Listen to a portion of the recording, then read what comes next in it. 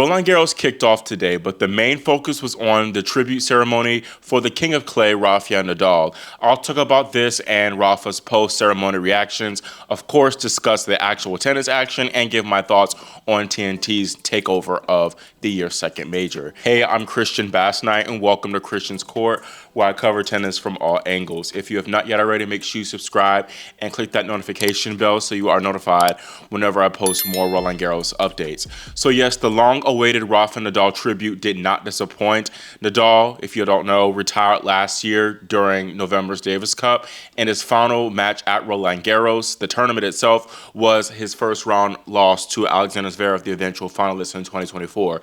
His last ever match on the Roland Garros venue was at the Olympics. He lost to Novak Djokovic in the second round. Nadal won a record 14 Roland Garros titles in a span from 2005 until 2022. He already had a statue honoring him on the grounds from last year. Carlos Alcaraz, Iga Swiatek, Carlos Moya, and Juan Carlos Ferrero were among the 15,000 people in the crowd watching from the stands wearing t-shirts with Merci Rafa printed on them. And this ceremony had video montages, of course honoring Rafa. Then Rafa gave a nice speech in like 3 different languages, English, Spanish, and French. He also was presented a trophy, and one of the biggest things was his 3 biggest rivals, Roger Federer, Novak Djokovic, and Andy Murray, also joined on the celebrations. They walked out and kind of surprised him, and I would have liked to hear them say a little word or two, but I think their presence was honestly enough. And then perhaps the biggest thing and the cherry on top was Nadal was honored with a permanent plaque of his footprint next to the net post on court, and it's going to be there forever, and that was definitely something, and that was really a nice touch from the tournament. That's big in itself. And Nadal said afterwards, he said, when I saw that, I thought it was going to be just for this year. Knowing that it's going to be forever there, it's a present that I cannot describe in words. He also went on to say, I didn't know anything about the ceremony. Only thing that I knew before going there is that there's going to be a video when I go on, then I'm going to give a speech, and then a couple of surprises, but they did not want me to know what surprises were in store. It's difficult to describe this feeling, but it's something that really touched me. Very, very special. Then when talking about his life after retirement, Nadal said, I'm having fun. I don't miss much tennis because I feel like I've given my all. I don't miss much tennis because I feel that I've given all what I had. I arrived today with the peace that I can't be on court. My body doesn't allow me to be on court, so that's all. I'm at peace. I did all what I could to have the best career possible, and now I am enjoying this new phase of life that I am sure is going to be less exciting than the tennis career. Now, I wasn't necessarily moved to tears, but I definitely got a little bit emotional watching this whole thing. Of course, Rafa is such an icon of the sport, especially at Roland Garros. No one will ever be able to match what he did at this specific tournament, like anywhere in history. I did feel something too, because you saw Rafa getting emotional. That got me emotional, and it was just nice to see him touched by the whole presentation. And really, his son, baby Rafa, stole the show. He was so cute, and then the little interaction he had off the court with the big four, it was really nice to see. And by far, this is the best farewell ceremony that we've had in the sport. I wonder when Novak retires if the Australian Open or another tournament is going to do something similar. But if they do, they're going to have really big shoes to fill, because Roland Garros definitely did their big one here. Now, one more thing before I delve into some of the Roland Garros results from day one. I want to talk about the past week's title winners, as we were crowned 4 winners on the tour. The big focus was on the GOAT, Novak Djokovic, who got that 100th tour title when he defeated Hubert Hurkacz 5-7, 7-6, 7-6 to win the Geneva Open. Novak's win was a full circle moment because he defeated Nicolas Massu to win his very first title at the 2006 Amersfoort tournament, and now for his 100th title, he beat Hurkacz, who was actually coached by Massu. Novak joins Jimmy Connors and Roger Federer as the only men in the Open era to reach the 100 title mark. Djokovic also makes history as the first man to win at least 1 title in 20 seasons. He's done this consecutively, won at least 1 title every year since his first in 2006, which is just incredible consistency. Words can't describe again how incredible this guy is. The question is, can he beat Jimmy Connors' 109 record? He still has 10 more to go if he wants to get that. I think it's going to be an uphill battle, but regardless, at least he can end his career knowing that he hit that 100 title milestone. In Strasbourg, meanwhile, Elena Rybakina won her 9th tour title and first in over a year when she defeated Ludmila Samsonova 6-1, 6-7, 6-1. This was a really, really strong effort from Rybakina. She battled hard all week, especially in that semifinal win against Haddad Maia, where she rode off the last 6 games, recovering from an early break deficit in the deciding set. And then coming into this final against Samsonova, she was 1-4 against the Russian. And I just think overall this is a great confidence boost for Rybakina. I think it's definitely something that she needed because I and some of her other fans were concerned about her in some of these recent losses to like Andreescu, Svitolina, and stuff like that, getting beaten in straight sets. So I think this is exactly what she needed heading into Roland Garros, where she is projected to play Iga Swiatek in the 4th round. So that would be really, really interesting. And hopefully, even if she doesn't go all the way at Roland Garros or go deep, maybe this title will spark something for her to come later on in the season, especially like maybe the grass season at Wimbledon. Italian Flavio Cobolli also earned a 500 title. He defeated Andrei Rublev 6-2, 6-4 to win the Hamburg Open. That is his 2nd career title overall. And the Italian Cobolli returns inside the top 30 for a new career high of 26 in the world. Cobolli is unseeded for Roland Garros, and he's going to be a dangerous floater. He's residing in Alexander Zverev's section and could face him in the 3rd round. And lastly, 19-year-old Aussie Maya Joint won her first tour title in Rabat at the 250, defeating Jacqueline Christian 3-2 in the final.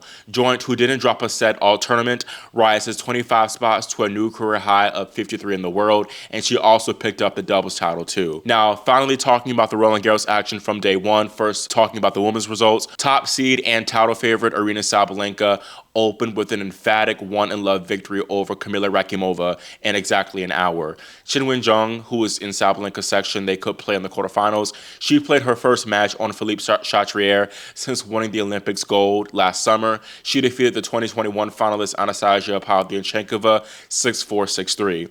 Another title contender, Elena Svitolina, eased past Zeynep Sonmez 6-1, 6-1, double breathtaking the woman from Turkey. And then Jasmine Paolini, who could face Svitolina in the 4th round, had to scrap in her 6-1, 4-6, 6-3 win over China's Yuan. I thought that Jasmine was going to be bounced, especially when she trailed down a break 2-3 in the 3rd set, but the Italian showed just why she is a top 5 player as she locked in big time and didn't drop another game from that point on.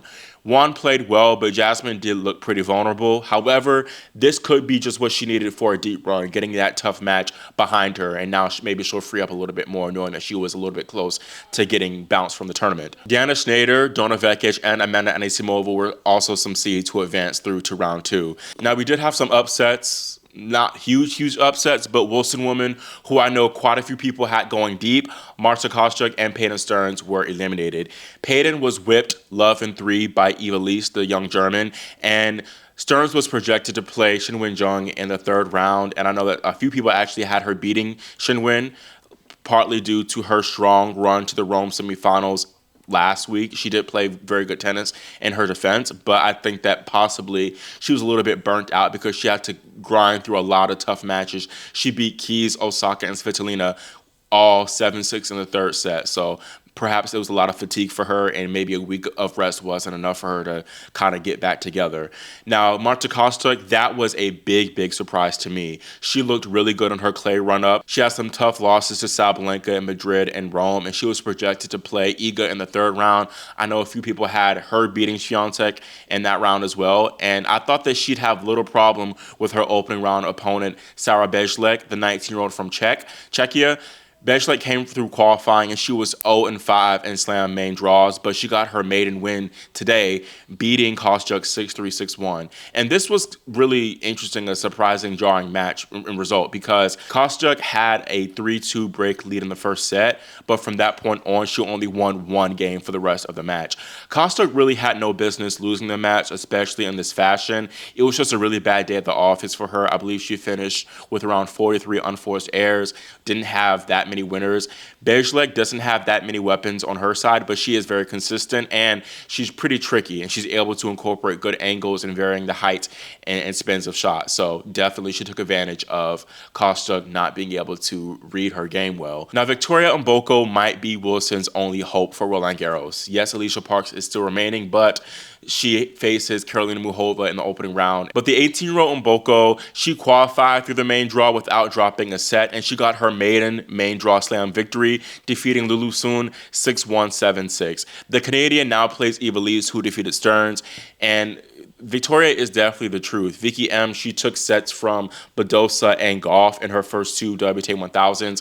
She really is primed to be Canada's next big tennis star, at least on the women's side, really period, to be honest. And she could play Qinwen Zheng in the third round, which would be very, very interesting, like a blockbuster third round match, to be honest. Zheng, she plays Emilia Arango next in round 2, who defeated Alex Eala 6-love, 2-6, 6-3. Clay is probably Alex's worst surface, especially on slower type of clay conditions like Roland Garros, because Alex hits really flat and wants to take the ball early. Her game does well on the faster clay court conditions, and she did okay in Madrid, pushing Iga to 3 sets because the court speed there is kind of faster due to the altitude. But again, in Paris and Rome, she's going to struggle a little bit more. So perhaps expect better results from her for the grass season. Another lefty, Leylah Fernandez, she bit the dust today. She lost to Olga Danilovic 6-3, 6-1. I honestly expected Leylah to lose, but not by that scoreline. And now Danilovic, I think she is a little bit dangerous. She made the 4th round here last year, beating Collins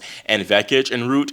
And the Serbian could play Sablenka in the 3rd round, which could be an interesting affair for Big Lenka. The 29th seed, Linda Noskova, she also lost. That, again, wasn't much of a surprise as she had a tough customer in Anastasia Potapova, who won by a score of 5-7, 6-1, 7-6. Shout out to 17-year-old Iva Jovic. She won her Roland Garros debut match, defeating Renata Zarazua in 3 sets. And now she's won her debut matches at 3 slams now, US Open, Australian Open, and Roland Garros. So props to her. Now on the men's side, nothing really much eventful happened. You know, Lorenzo Musetti, he won a straight sets, and Giovanni Impetri-Petitcard pulled out a strong 4 sets win over Zizou Bergs. It was a pretty solid day for the American men. Tommy Paul, he overcame a first set loss to defeat 21-year-old Dane Elmer Moeller 6-7, 6-2, 6-3, 6-1. 15th seed Francis Tiafoe got a straight sets win over Roman Safiullin 6-4, 7-5, 6-4. Ben Shelton, he defeated Lorenzo Sonego, came back from 2 sets to 1 down, winning with the final scoreline of 6-4, 4-6, 3-6, 6-2, 6-3. Great win for him. Another win over Sonego as those two played at the Australian Open quarterfinals. He's in that section with Tsitsipas and Alcaraz. He could play Carlos in the 4th round. Riley Opelka defeated Rinky Hichikata in 4 sets. 23-year-old American Emilio Nava defeated Botic van de Zensloop in 3 sets, and then Jensen Brooksby defeated Jaime Faria in 4 sets. Brandon Nakashima and Alex Mickelson were 2 American seeds who got the boot. Nakashima was defeated by Mariano Navone in 4 sets, while Mickelson got his ASS beat handed to him by Juan Manuel Cerundolo, the younger brother of Francisco Cerundolo, in straight sets. Tomas Mahach, meanwhile, he retired due to an ongoing injury he suffered from the Geneva tournament.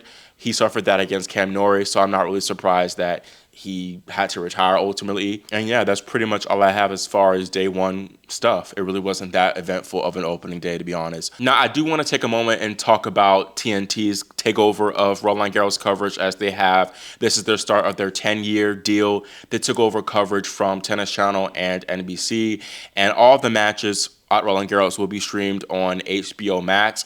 And TNT, the main network, which is provided through basic cable, they'll focus on like a main match or 2 and maybe like switch from match to match if nothing else is going on.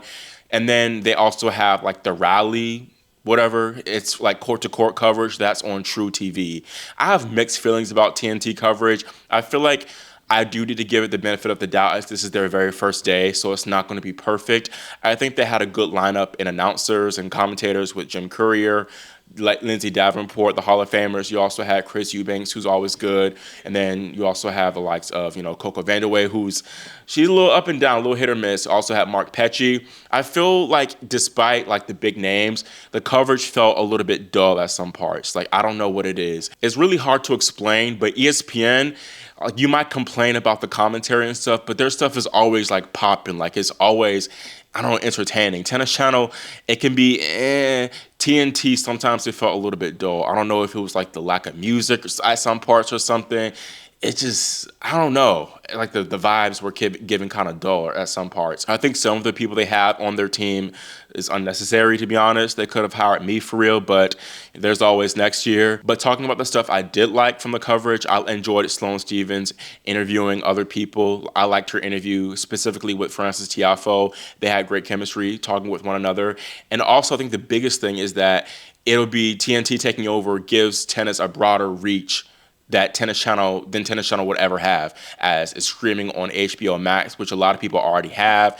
Then TNT, a lot of people already have that through basic cable. And then as far as like through social media, I'm pretty sure Bleacher Report is affiliated with TNT or something, as they're posting more tennis content, which they never do on a daily basis, but they're primarily focused on like other big sports like NBA, NFL. So it's great to see tennis spotlighted on that stage. And then also House of Highlights, they primarily post basketball highlights and stuff like that, but they were posting like good 10-minute highlights of the action, which I love to see. So again, I think that's the biggest positive, and overall I think it's a net positive TNT is taking this over, because while I do enjoy Tennis Channel, it limited the reach that tennis had, because your run-of-the-mill sports fan is not going to pay extra for Tennis Channel. It's good to meet the customer where they are, so that way they don't have to pay extra more for it. I also like the graphics. It kind of gave like a much richer presentation, if that makes sense. And also the features like the tweets from the fans, it was kind of more interactive. So I think overall it was a net positive that TNT took over from Tennis Channel,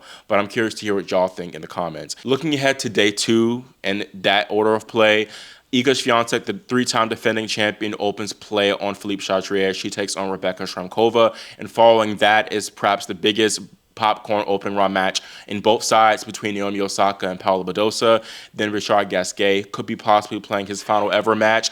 And then Jannik Sinner will cap things off in the night session facing Arthur Rinderknecht.